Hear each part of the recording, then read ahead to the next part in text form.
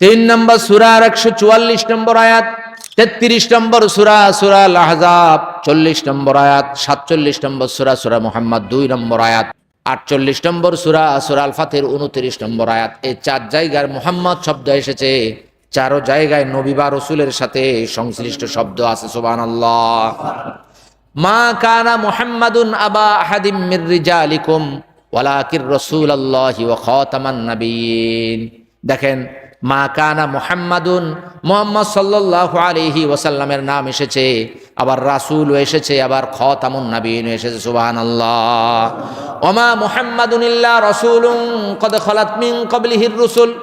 3 নম্বর সূরার 144 নম্বর আয়াত আল্লাহ বলছেন তিনি একজন রাসূল, তিনি মৃত্যুবরণ করলে তোমরা কি আবার পিছিয়ে যাবে?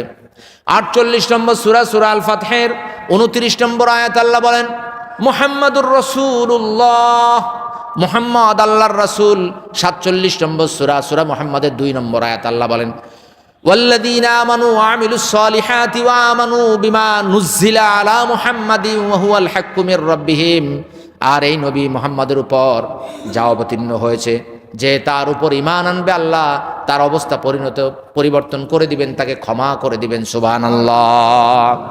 4 জায়গায় নবী সাল্লাল্লাহু আলাইহি ওয়াসাল্লামের সাথে, নবুয়াতের সাথে, রিসালাতের সাথে সম্পর্কিত শব্দ রয়েছে, বিষয় রয়েছে। নবী সাল্লাল্লাহু আলাইহি ওয়াসাল্লাম যখন সন্ধি করলেন, হুদাইবিয়ার সন্ধিতে কাফেররা, মক্কার কুরাইশরা, মুশরিকরা তারা আপত্তি জানালো যে মুহাম্মাদুর রাসূলুল্লাহ এটা লেখা যাবে না। এটা কি করা যাবে না? লেখা যাবে না। আসলে নবী সাল্লাল্লাহু আলাইহি ওয়াসাল্লাম মুহাম্মাদুর রাসূলুল্লাহ কিনা? রাসূল কিনা? কোরআনে 4 জায়গায় রাসূলের নাম আসছে। আল্লাহ রাসূল বলছেন, আলী আমাকে দেখিয়ে দাও কোথায় লেখা আছে মুহাম্মাদুর রাসূলুল্লাহ, ওটা কেটে মুহাম্মদ ইবনে আব্দুল্লাহ লিখে দাও। কোরআনে কি কোথাও মুহাম্মদ ইবনে আব্দুল্লাহ আছে? কোথাও আছে? কথা বলেন, কি আছে? মুহাম্মাদুর রাসূলুল্লাহ আছে। রাসূলুল্লাহ সাল্লাল্লাহু আলাইহি ওয়াসাল্লাম সন্ধি করছেন কার সাথে? মুশরিকদের সাথে, কাফেরদের সাথে।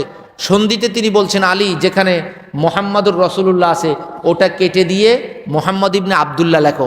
আলী রাদিয়াল্লাহু তাআলা বলছেন, এটা আমি পারবো না। সুবহানাল্লাহ বলেন, আরো জোরে বলি সুবহানাল্লাহ। রাসূলুল্লাহ সাল্লাল্লাহু আলাইহি ওয়াসাল্লাম তখন কলম নিলেন।